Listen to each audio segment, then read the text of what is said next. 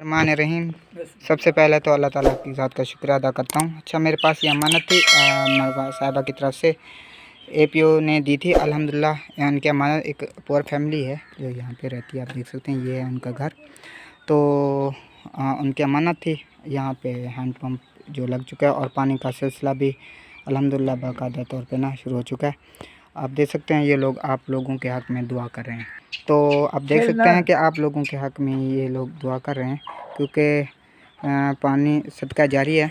और आप ये देख सकते हैं ये हैं जिन्होंने अमानत दी थी। शुक्रिया।